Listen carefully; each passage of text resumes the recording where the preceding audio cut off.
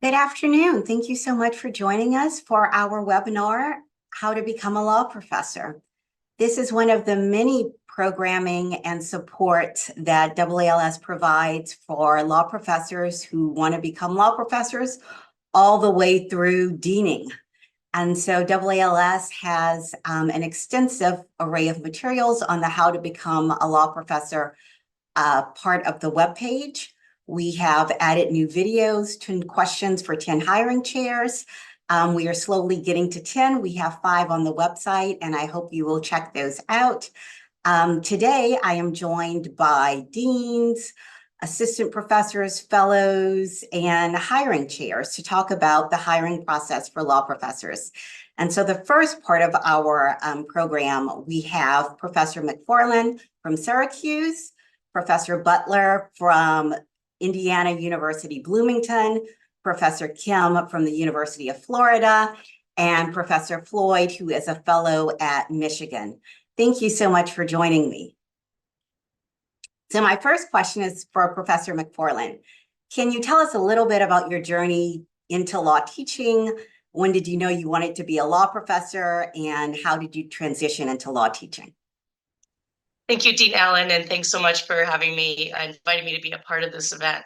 So if I'm honest, I probably thought about becoming a law professor when I was in law school. I really liked it. I really loved my professors. And now that I think of it, I know that some of my professors flagged stuff that I should be doing that would be very helpful down the road. So I'm thinking of my wonderful contracts professor, Katie Pratt, who said, keep track of all of the presentations you give and the service-like activities that you engage in. That was incredibly helpful. After law school, I clerked for the District of Arizona and the Ninth Circuit. Then I worked at Quinn Emanuel in Los Angeles and New York and moved over to the New York City Law Department. I thought that I needed something on my CV that was more than just clerking in big law. And around that time, I started to write law review articles while I was working 60, 70 hours a week. But I knew that I needed something else to prepare me for any kind of market, be it the fellowship market or the tenure track market. So about 6 years out of law school, I applied to every single VAP fellowship position that I could find. And I got one interview, and it turned out wonderfully. But what I realized at that point was that a lot of my academic path would be determined by where I went to law school. I went to Loyola in LA, which was ranked somewhere around number 60 and has stayed there. I got the best education I could have hoped for, but there's been a ceiling on some of my academic pursuits. And one thing I want to emphasize today is that when you get advice, be sure to get it from someone that came from a similar background and that really can give you tailored advice. So I'm happy to give that to others today. I happen to land at an amazing 2-year fellowship at LSU Law in Baton Rouge, where I was permitted to teach legal writing for 2 years. My second year, I also taught civil rights litigation and developed a disability law seminar. No one from my law school has become a doctrinal law professor in like the last 40 years. So I was really in need of mentorship and a network and a community, and LSU was that for me. I give a lot of credit to Christina Sauter, who was at LSU at the time, who developed an amazing program. I did tons of job talks. The faculty was really invested in my success. Lots of people read my papers and did mock interviews. And I was still self-conscious of the difference between my background and that of some of the other candidates going on the tenure track market. But thanks to LSU, I felt very well prepared, and they've continued to support my career ever since. So I started my tenure track career at Idaho.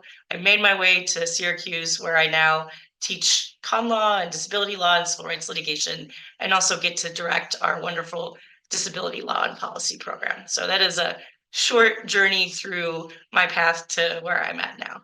Thanks so much. Thank you for that. And so the VAP pathway is a common entree into becoming a law professor. Professor Kim, you had two clerkships, one at the district court level and one at the appellate court level. Can you talk a little bit about those clerkships and how they prepared you for your position now? Right. Thank you for having me. And like Professor McFarland, I clerked on the district court level and also the circuit court level. I feel like my clerkships were helpful in several aspects. First, it gave me some time to write and publish the articles that I had been working on while I was a JD student. Right. So as most of y'all probably know, most law reviews won't publish work that was done by a current JD student. And so I knew that after graduating from law school, I would have to, spend some time outside of law school submitting my article manuscripts for publication. And my clerkships provided me the opportunity to do exactly that.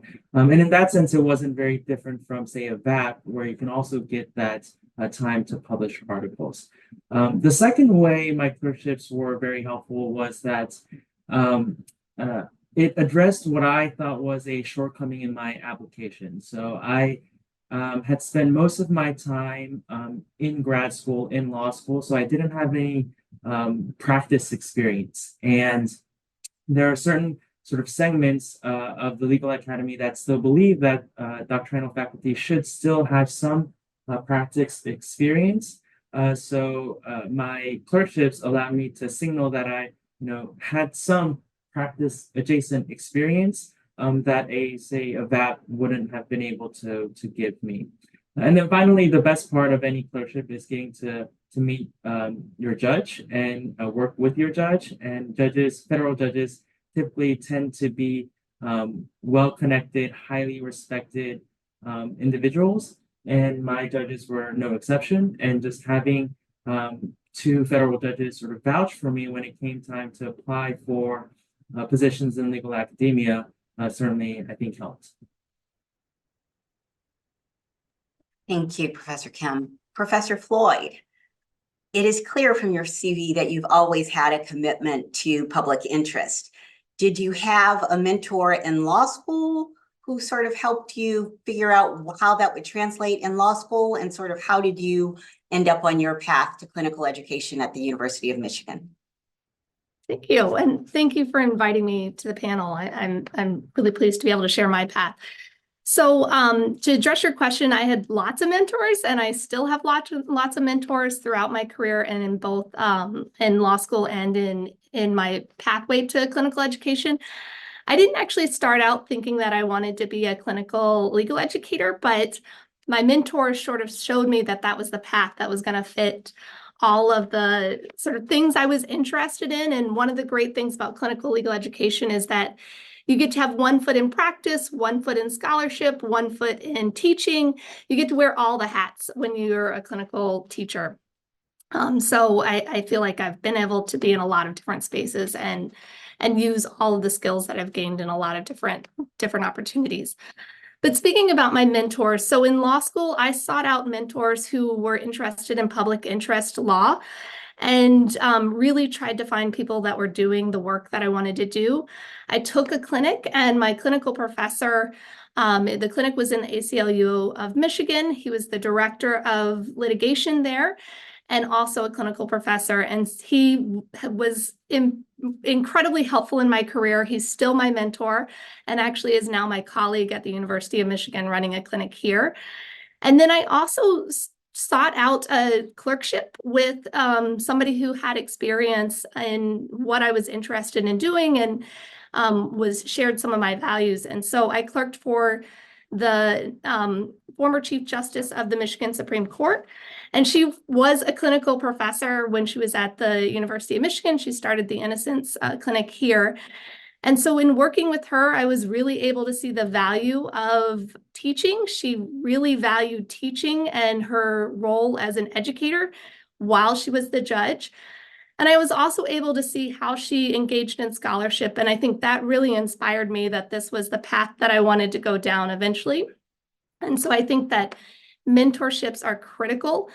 The other sort of aspect is that in law school, it's really easy to go down the firm path. Law schools know how to put students on that path. They know how to help them through that path. but it's a little bit harder to go into public interest or teaching. And so my mentors really, really helped me to be able to figure out a path that wasn't the clear path that most of my peers were going down. And they really helped me in every step of the way. I also just the biggest tip that I can give. So I am naturally an introvert. And so it took me out of my comfort zone to really try to build some relationships with a lot of my mentors. But I think seeking them out and showing up and trying to find ways to work with people is really helpful. And people who have experience and have gone through this before to give you the insight of how to do that. So my mentors I wouldn't be where I am without my mentors, and I think it's incredibly important. Thank you, Professor Floyd. I should have mentioned this at the beginning, but the last 30 minutes will be reserved for breakout rooms where you'll have a opportunity to ask questions directly. You can feel free to put some in the chat, but you will be able to select breakout rooms, and the themes are VAPs and fellowships, how to sell yourself as a law professor, and finding the right fit. And so we'll do the breakout rooms at 4 o'clock. Professor Butler, thank you for joining us. So some law students don't really connect with faculty when they're in law school, and so that faculty mentor does not exist. But there are a number of affinity groups that can help aspiring law professors in their journey, and you are active in one of them. Can you tell us a little bit about that one and some others that you might know of? Yeah, absolutely. And I think that's really true that, I remember that in law school, I had really haphazard relationships with professors that I didn't really know any that didn't teach me directly. And so like I'm currently really active with the Ludi A. Lytle Black Women sort of law faculty workshop. And so it's named after Ludi Lytle, who was born during Reconstruction and was the first Black woman instructor at an established law school anywhere in the world.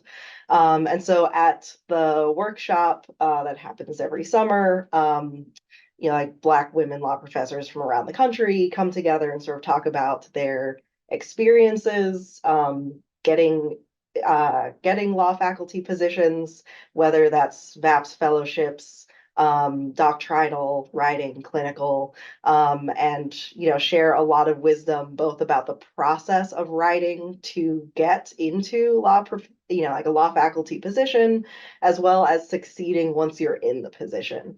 And so that has been really, really helpful to just sort of get me in the room with established law faculty, law deans, who have so much to share, especially about the unknown unknowns, things that you don't even know that you need to ask about. And then I think there are often groups, whether you really consider these affinity or not, but like there are often groups that are really focused on, like equality law or, constitutional law with like an equality spin or, critical theory sort of specific conferences. And so I think too, you can look for, what kind of law are you interested in, and then see what kind of programming is happening and just, chat with folks at those events. Because I think just like networking in the rest of the legal profession, I think you would be surprised how many people are willing to give you their time and advice. So if you put yourself in the spaces where I think you can find like-minded individuals, you can often just tell them about yourself and they'll be happy to share all sorts of things with you. Thank you. I have a question in the chat that I'm going to give to the panel. And this student is a 1L and attends a law school, US News 80s, and is in the top 10% of his or her class. And the question is, if they seriously want to be a law professor, should they consider transferring to a higher ranked school? Anybody want to give thoughts on that?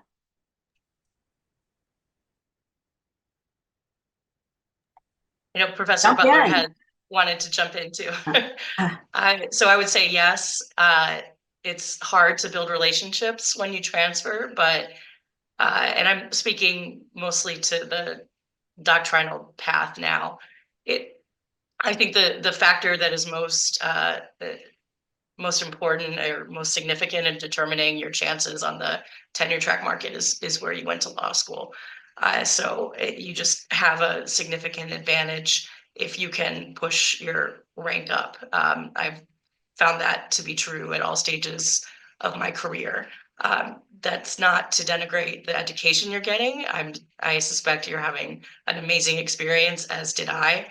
There are roadblocks that I couldn't have imagined facing that I continue to face in my career that just wouldn't be present if I had gone to a higher ranked school. Unfortunately, that's a reflection of the hierarchical nature of the system we find ourselves in. Yeah. Professor Butler? Thanks. Yeah, I just wanted to jump in to sort of, I think, echo what Professor McFarlane mentioned. I had gotten advice early on because I also started at a lower ranked school, transferred to a higher ranked school.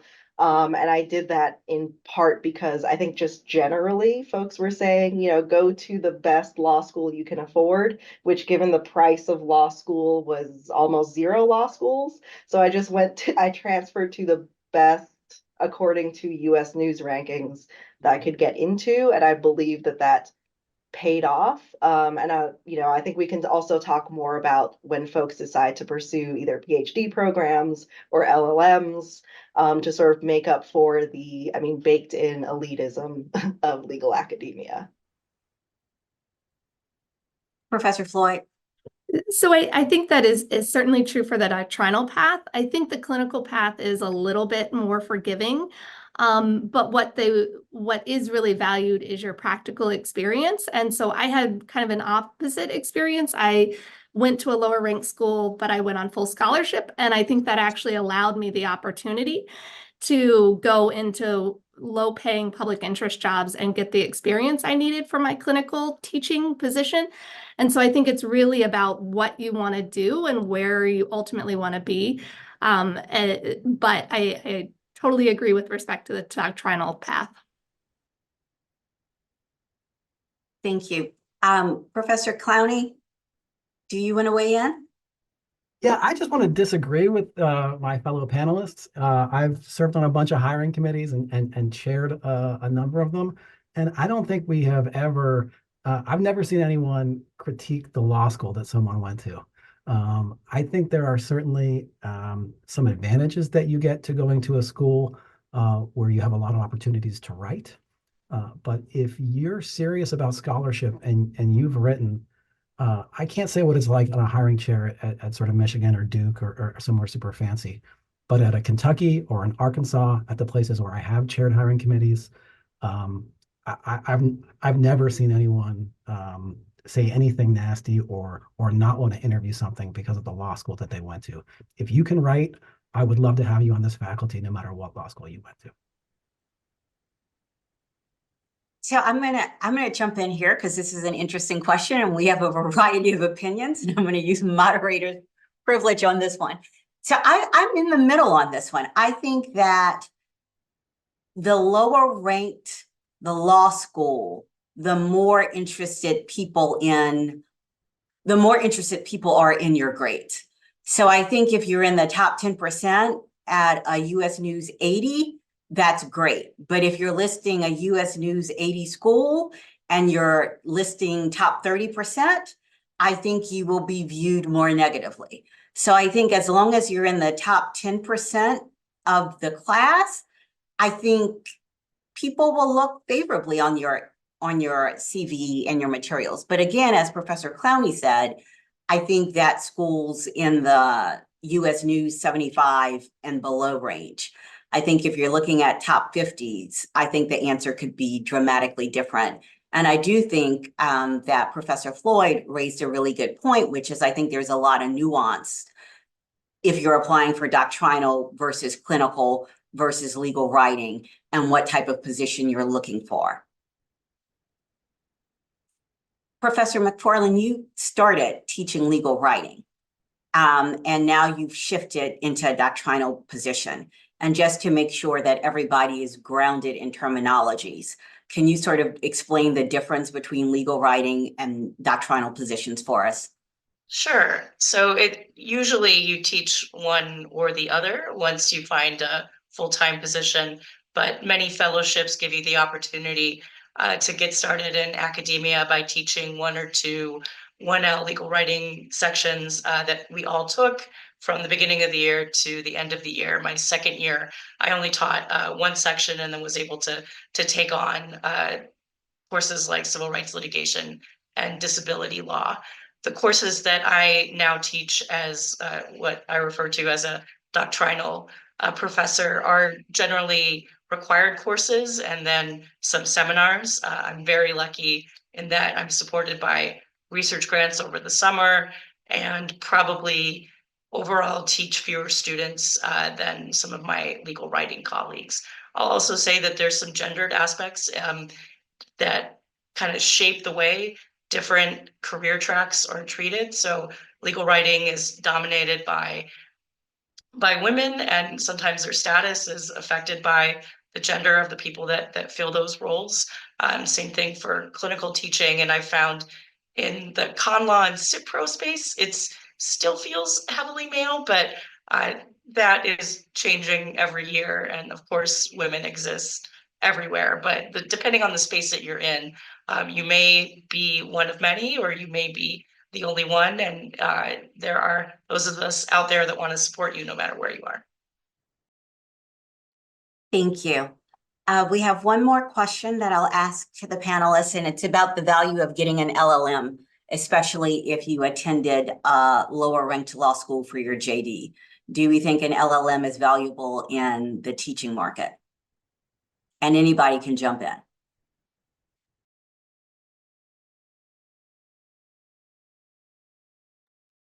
I'm happy to jump in to answer from what I've sort of heard and witnessed. I personally didn't seek an LLM, but I know several people who did. And so like, for example, I think there are folks in the around US News 80, 80 and sort of below, who I know who said, like they graduated from, like their law school, they wanted to teach at their law school, and their law school made it clear that they had to go get an LLM from somewhere like, Columbia or something like that, and then come back. So several people I've met who received a JD in the United States and wanted to pursue law teaching on the doctrinal side ended up going to get an LLM from a higher ranked school in order to even come back and teach at, a school at the level that they graduated from.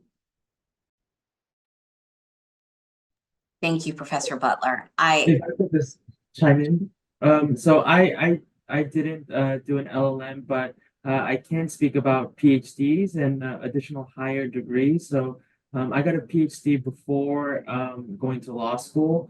And my advice generally when people ask me about pursuing a higher degree for the sake of entering legal academia is don't do it just to boost your credential. Do it with the right reasons. And the right reason for pursuing an LLM or a PhD, I think, would be, again, to get the time to write and publish articles, because I think the name of the game, at least for doctrinal faculty, is to publish articles. And it's really hard to, secure that time to craft articles and submit them for publication. And so if an LLM or a PhD can help you do that, that should be the reason you do it, not necessarily to sort of add another credential to your resume. But that's just my take on it. Thank you, Professor Kim, and thank you to the panelists for discussing their journey to become a law professor. They will participate in the breakout rooms at 4 o'clock, and right now we are going to shift to a demonstration of the FOR form, which is the form that you fill out if you want to be considered by almost every law school in the country will participate in the faculty recruitment process that AALS runs. And I have asked Alexa to give a demo of the FOR form. Let me just share my screen.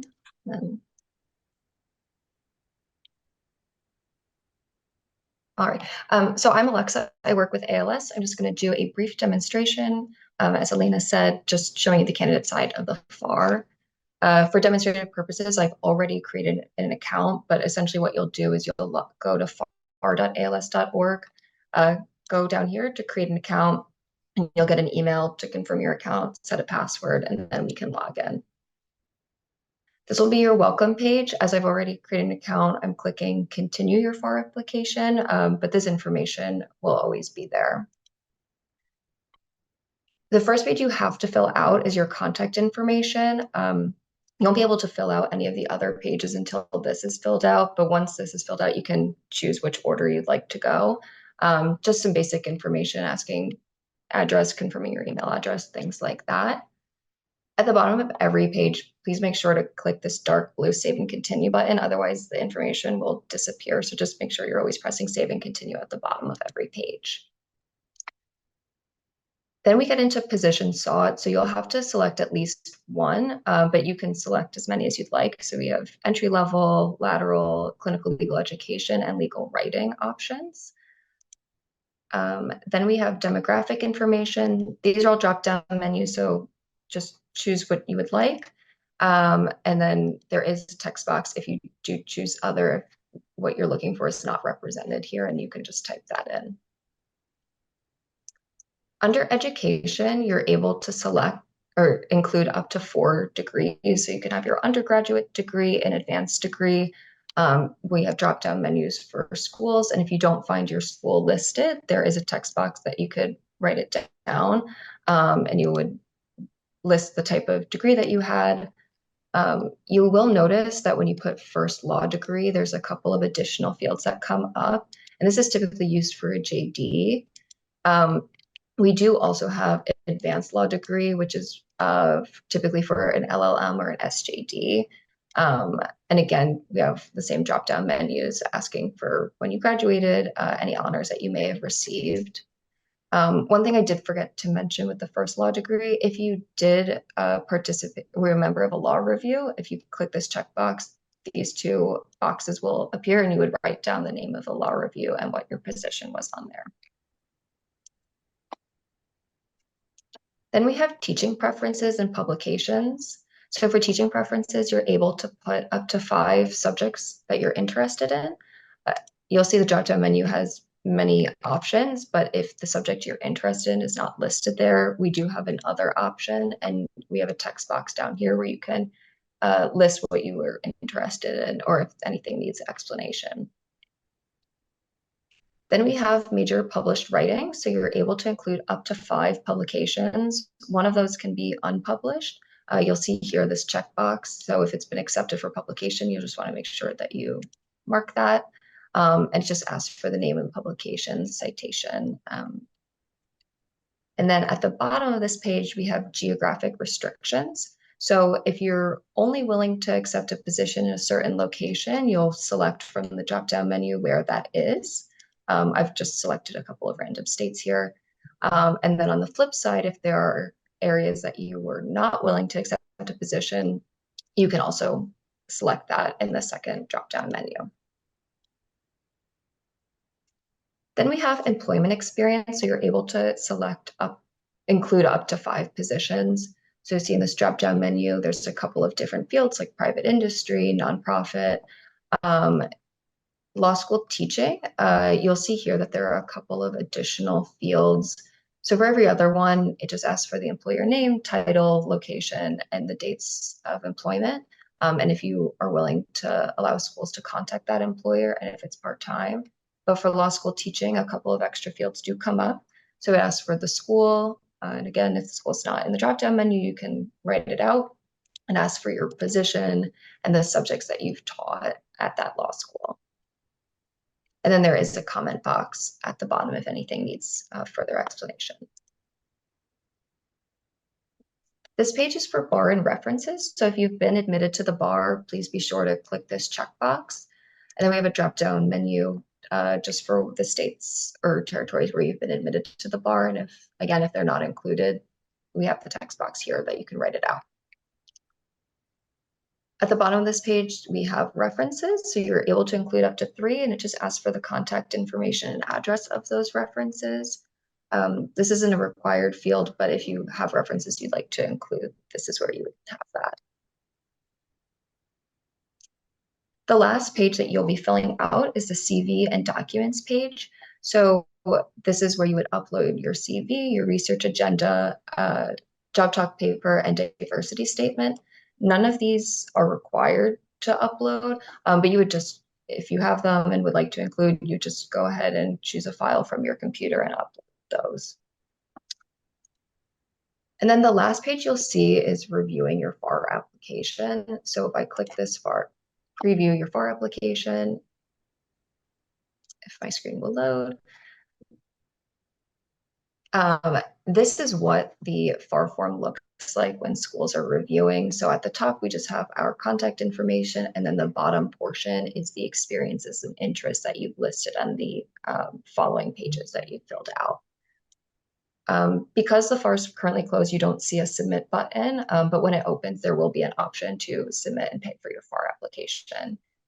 And then that's the FAR. So thank you, Elena, turning it back to you. Thank you so much, Alexa. That was fantastic. So the FAR opens in June and the fee is $290.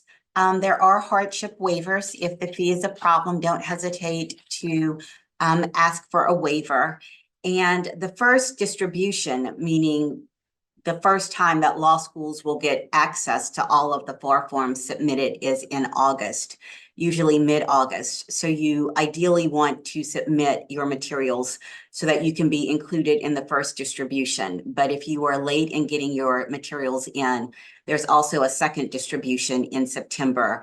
And then you would submit your materials between August and early September, and law schools would receive your materials in the second distribution.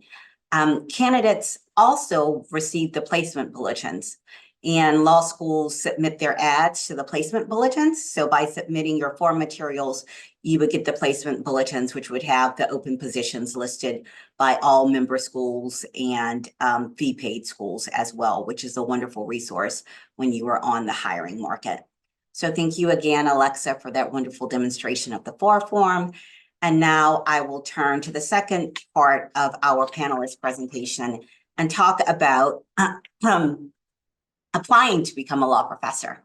And so I have 4 panelists. I have Professor Clowney from the University of Arkansas, Professor Feibelman from Tulane Law School, Dean Warner from the University of Utah, and Dean Lawson from the University of Washington. Thank you so much for joining us today. My first question is for the deans. And so Dean Lawson and Dean Warner, talk to me about how someone should decide whether or not they are ready for the teaching market and what should go into defining readiness for the market. Thank Yeah, you. so Go ahead. Go Dean ahead, Tamara. Frank Warner. Go ahead, Dean Lawson. I'm sure we'll overlap in other ways as well. But I would just say my first advice to prospective law faculty candidates as they enter this market is to be mentally prepared.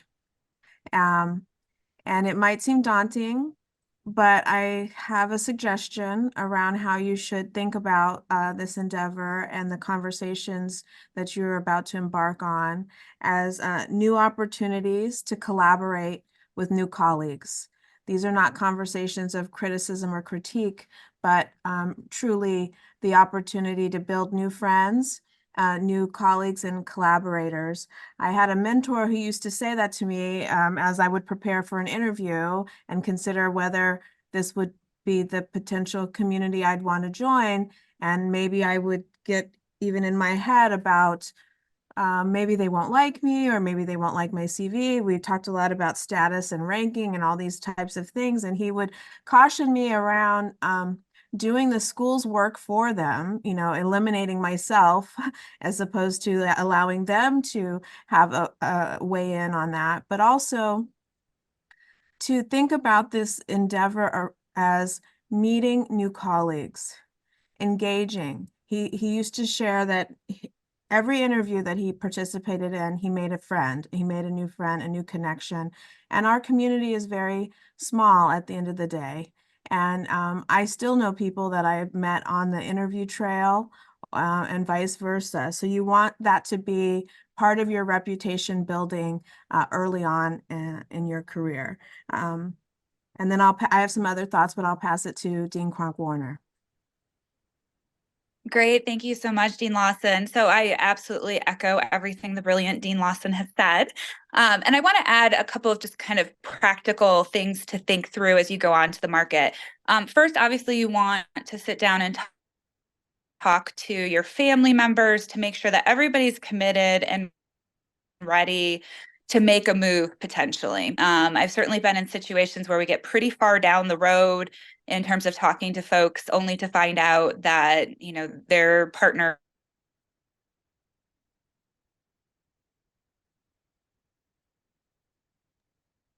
Dean Cronk-Warner, you went out. We can't hear you. have really bad cell service. Can you hear me now? Oh, okay, let's try it again. Where did I leave off, Dean Allen? You were talking about having the conversation with your family to make sure that this is a position that would work for other members of your family. Great. Can you still hear me? I apologize. I have bad internet connection. Okay. So what I was saying there is also on the FAR form, you can pick where you are willing to apply. And that can be really important because, for example, we at the S.J. Quinney College of Law at the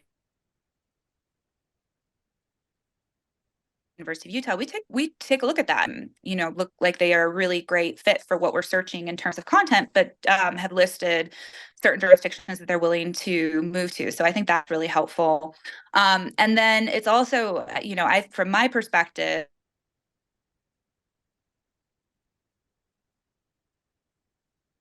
it's really helpful if you do just not where you want to be, if you let us know sooner rather than later. And I think all of that is really valuable because, as Dean Lawson was saying, it is a really small legal community. And so there you can kind of inadvertently burn bridges, or certainly burn bridges for the future. And then the last thing I'll say in terms of deciding when you're ready to be on the market, other than just having those serious conversations about whether you can move, where you want to move. I would also say the other thing that I've run into is if you're going to apply for a position that requires you to do research, you're going to ask to do a job talk on either a paper you've recently published or something that's in the publication process. Have a paper ready to share, or at least a really substantial draft ready to share. I've been in the situation before with hiring where we were really excited about a candidate. The candidate came out and did a great job, and we actually really wanted to make an offer to the candidate, but the candidate didn't have anything in writing that we could evaluate. And so since the position that the candidate was applying for had a research required proposal, we weren't able to complete our evaluation of that candidate and couldn't make an offer in that particular instance. So part of going on the market, in addition to just thinking about if you're ready to make the move, where you're willing to move, but also make sure that you have kind of everything in your portfolio ready for the specific position that you're applying for. And some positions do not have research requirements, but that's just another thing to think through. Thank you. Could I add to that? Oh, Yes. sorry. I just wanted to add to that. I would echo what Dean Cronk-Warner said about being prepared with your paper.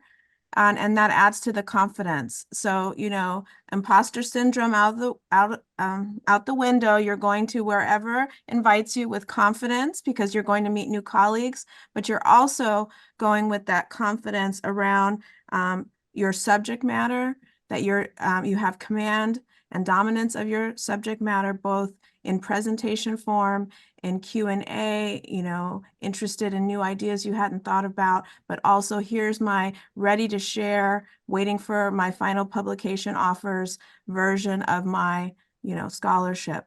And that's how you can I guess, set yourself up for success and make that best first impression with your new faculty colleagues.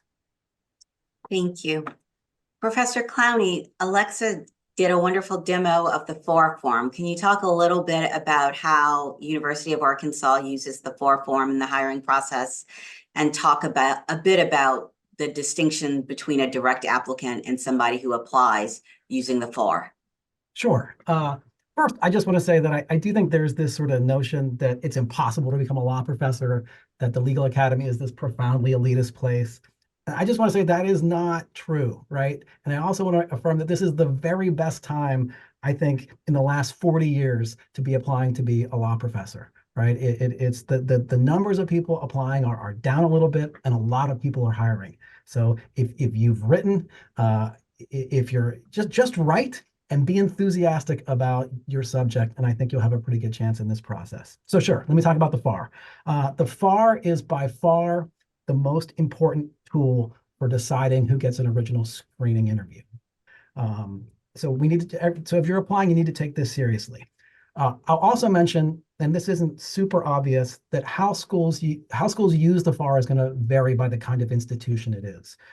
There really isn't one market for law professors. I think there are at least two. I think what the schools at the very top are doing is different than schools that are farther down the chain, like Arkansas. If you're at a place like Yale or Harvard or Duke, these are very elite schools that have tons of money.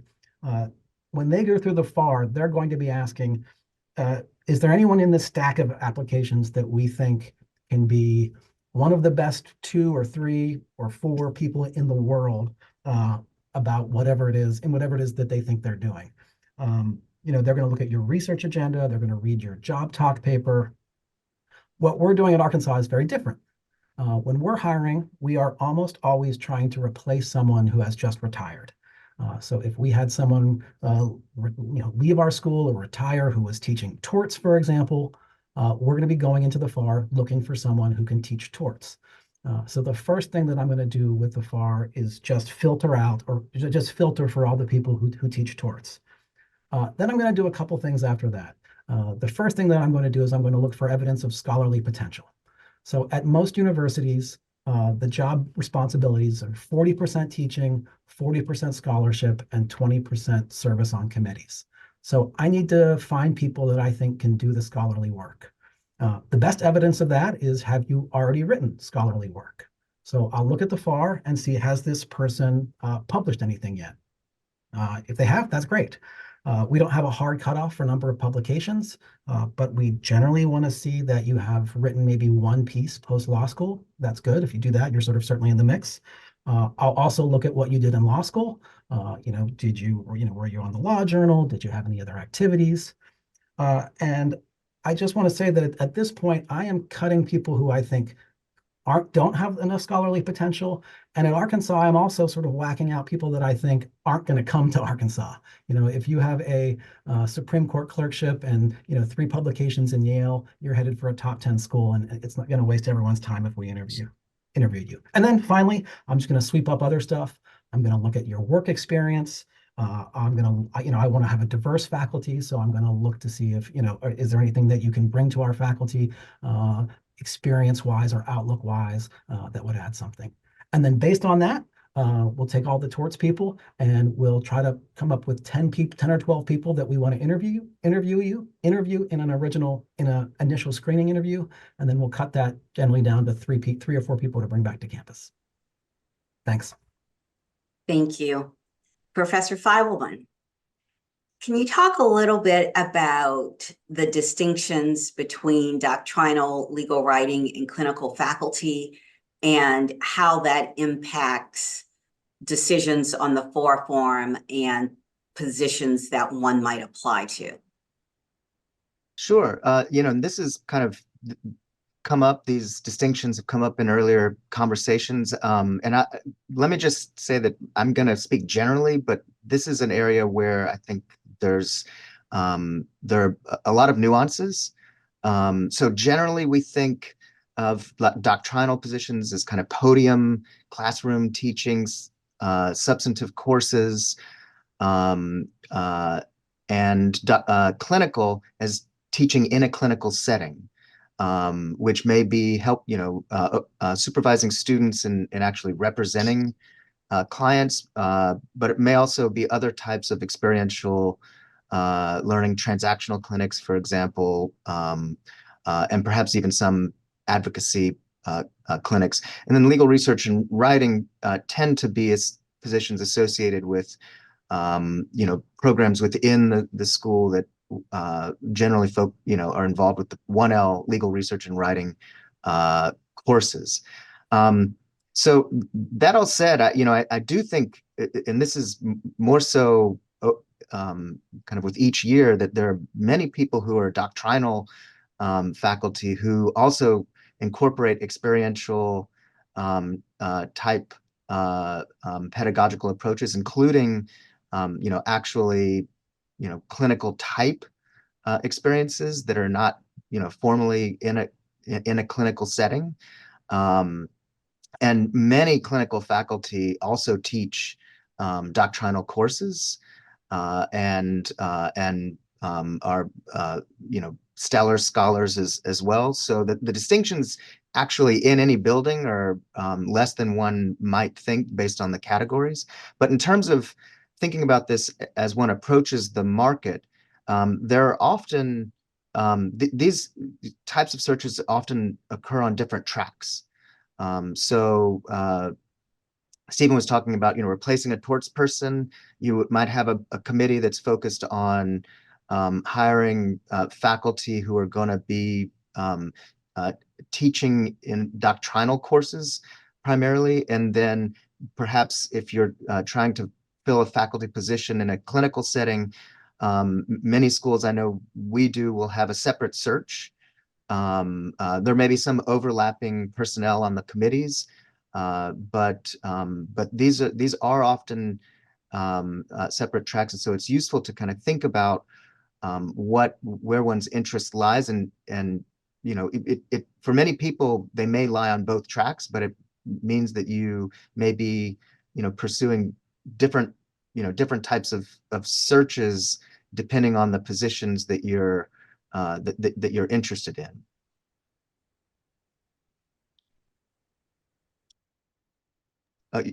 You're muted. I knew that would happen at least once. Thank you, Professor Feivelman.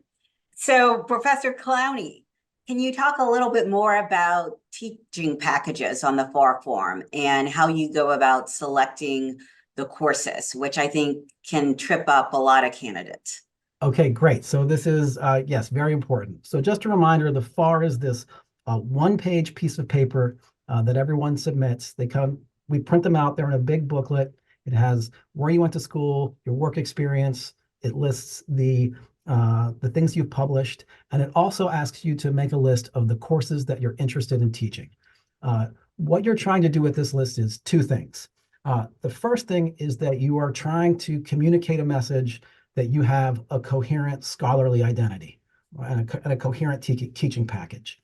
So for example, if you are someone who's really passionate about writing about takings, like the Fifth Amendment, right? You want to list courses that make sense with that scholarly interest. So you would probably want to list things like property, land use, real estate, then maybe a little farther afield, things like environmental law, natural resources, trust and estates, right? When I look at your FAR form based on your scholarship and your teaching interests, I want to have a pretty good idea of who you are as a scholar and a teacher.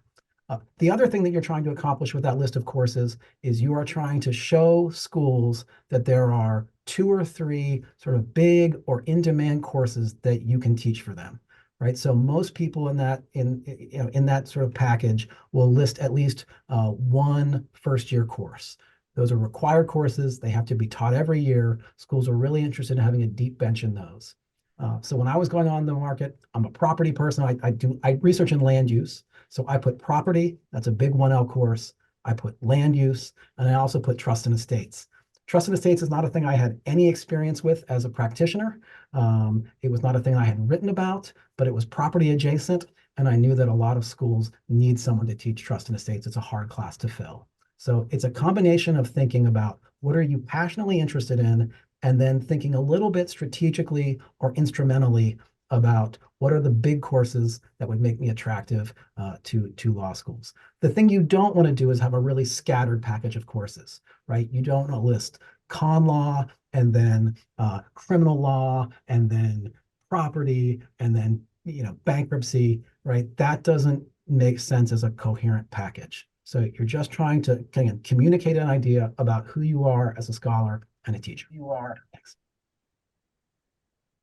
Thank you. Dean Warner, can you hear me? I can. Can you hear me? I can. Wonderful. Can you talk a little bit about listing references and deciding who to list and whether or not you need a faculty listed as a reference? I think you're frozen again. Oh, shoot. Can you hear me? I am so sorry. I'm traveling and don't have the best connection today. I would say if you can, is going back to Dean Lawson's point earlier about the small size of this community. Everybody's kind of one person removed from somebody else. And so if you can list somebody who's a member of the community, that's really helpful.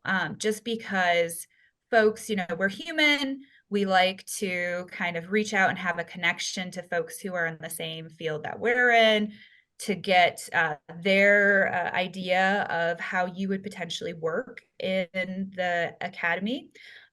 So if it's possible to have somebody who is currently a law professor on your list of resume, I think that is very helpful.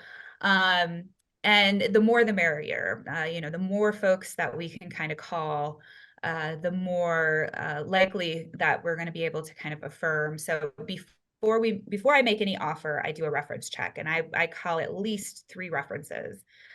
And so it's really nice to have kind of a robust list of folks. And if for some reason you don't have somebody who's currently in the academy who can be a reference for you, and that could, by the way, if you're in a PhD program or you're in a master's program, it could be somebody not necessarily at a law school. But you want to make sure that you include folks who can really talk to the skills that you're going to need to succeed in whatever position you're applying for. So if it is a position that has a research requirement and a teaching requirement, how can they talk to either your research capacity or your teaching capacity? If it's going to be heavily clinically focused, where you're going to be representing clients and supervising students, somebody who can talk to your skills in that way. If it's heavily research, somebody who can speak that way. So be thoughtful about who you include on your list. It's not very helpful to me when I run a reference check for somebody to say, oh, Dean Allen's great. I love her. Well, I fully expect that all of Dean Allen's references are going to say she's amazing. They wouldn't be on the reference list if hopefully they're not on the reference list if they wouldn't say so. I'm much more interested in kind of getting into those skills that you need for the position and somebody who can talk to those skills. So, in thinking about your references that way, I think it's very helpful. Thank you. Professor Feibelman, research agendas can be daunting. Do you have any advice about research agendas and how to present your research interests to a committee? I do. I noticed that Dean Lawson had raised her hand. I'm sorry. Yeah. Yeah. Oh, thank you, Professor. I just wanted to add to Dean Kronk-Warner's points about the references to tie in the discussion from the earlier segment and the point from Professor Kim about why to go to a PhD program or LLM program, et cetera, and which schools you might want to select for that has to do, I think, with the mentors and the references that you might also gain. So I just wanted to emphasize there's a connectivity around how you might strategically position yourself, because people in the profession can speak to the people like the dean here or myself that are making the final hiring decisions on your behalf, because it's hard to know those people when you're coming from outside of the profession. You might be thinking, listening to this discussion. And one way you do that is by getting those mentors through fellowships, PhD programs, LLM programs, etc. Thank you. And Dean Lawson, you should feel free to jump in because I am bad at seeing hands if you're at the bottom of my screen and I have no idea how they order you. So my apologies. No problem. Professor Feibelman. So, in recent years, I'd say that research agendas have become really important. When I was on the market, not everyone did them or were expected to do them, but now they really are, I think, de rigueur, and people read them. And in fact, I would say that it's often the case that may be for, people, on the committee, but even, especially on the broader faculty, if you're brought back, that may be the kind of main exposure that many people have to your scholarly work. Some people will read the full articles that you have written or writing, but many people will absorb your work through the research agenda. So I think it's really important that it be a really strong document, which is, it's tricky. I think it's a very tricky document to write. So the first thing that I would say is that this is an area where, I think you really want to try to find trusted advisors to help you with it. So the things that I think are important is that for work that you've already done, that you're summarizing your work in a way that that is compelling, that indicates that, to people, as the comments have already said, who are trying to evaluate your promise as a scholar, that you've done interesting work, that you know how to communicate as a legal scholar, that you're making contributions in the field, that you appreciate the contributions that you're making in the field. And then for work that you haven't yet done, that I think is the trickiest part of an agenda, because you're trying to characterize something that's in progress, and where your own thoughts may not be as gelled as they are after you've really completed a project. And so, I think the pitfalls are to be, a little too vague or general, or the worst is to, if it's confusing in any way, that is a real trap. So you want this to be a very well drafted document. I think there's a tendency to, in my experience, for people to try to do too much in a research agenda, and for them to be long and elaborate. They don't, in my view, they don't have to be very long, but they have to be really solid. But the good news is, if someone's reading your research agenda, that means you've made an important cut. They're interested in you as a candidate. So if they're reading it at a stage where you've gotten their attention, and so they're really, I think, going to be reading it carefully. I'm happy to say more about it, but those are my general thoughts. Thank you. And Dean Lawson, the last question before we switch to breakout rooms is, we've talked a lot about getting to an interview. And if you could talk a little bit about the screening interview process and what an on-campus interview tends to look like. Yes, thank you. So in the screening interview, and I still remember that phase well for myself, the goal is to get to campus, right? You want to get through that screening interview so you can hopefully get to campus to meet a larger group of the community. That being said, that screening interview is a very small segment of the faculty generally, and faculty exclusively most of the time.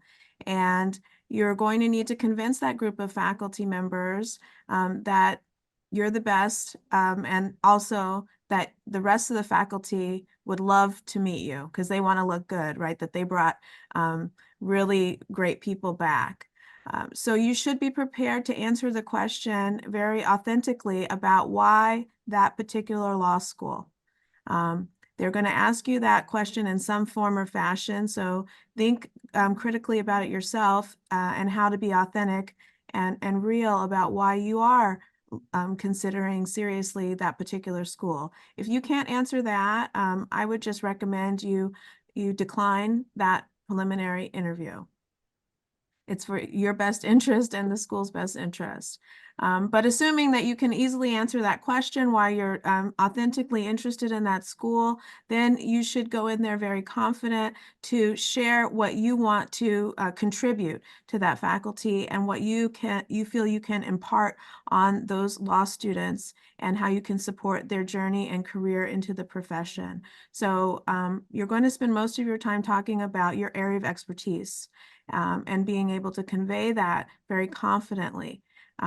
And that's what they're kind of measuring about you. Can you command the room? And the room they're envisioning you ahead of is the classroom. And are you, kind of a nice person? Are you genuine? Are you, easy to talk to, get along with? They're thinking of you maybe in the office next door to them. Do they, want to have a cup of coffee or tea with you in the morning or share some work that they're working on with you? So think of those human touches that they're also measuring about you. And be prepared to talk about teaching and how you're going to engage students. And that varies on the different type of school you're going to be interviewing with, but most schools do care a little bit, even in the screening preliminary interview, about your ability to teach and have true empathy and concern and passion for students, and how to reach students that are maybe struggling, not only just students that are at the top of the class and don't need extra help. And is my assignment also to talk about the callback? Briefly. Okay, so on the callback interview, it's some of the same, but to a larger audience. You're going to get a chance to see the whole faculty. You're going to get to present in the job talk format. Again, they'll be measuring your command of the room as if you were the professor of the day in that room and fielding questions and being very open and available to new ideas and discussion points, but also you'll get to meet the dean. And that's the person who you can, be confidential with and share what your true hopes and desires are, the classes you want to teach.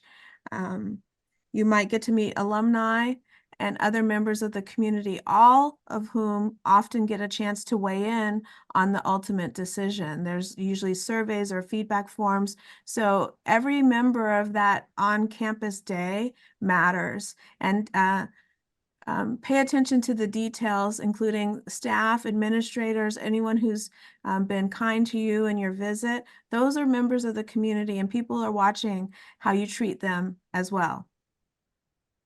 Thank you, Dean Lawson. Now we're going to move into breakout rooms. And I said that there would be three, one on VAPs and fellowships that will have Professor Feibelman, Professor McFarland, and Professor Floyd. How to sell yourself as a law professor with Professor Clowney, Professor Kim, and Dean Lawson. And finding the right fit with Professor Butler, myself, and Dean Crump-Warner. I want to thank all of the panelists for sharing their expertise and their time on this Thursday. It's always informative to me, and hopefully it was informative to everyone listening who signed up for the webinar. And I want to echo what Professor Clowney said at one point, which is, you can do this. It's not as competitive as you have heard. If this is something that you want to do, believe in yourself and apply and go forth and teach some law students. So thank you all very much. If you have questions that didn't get answered, feel free to reach out. I'm Yes, happy please to email. chat with anyone.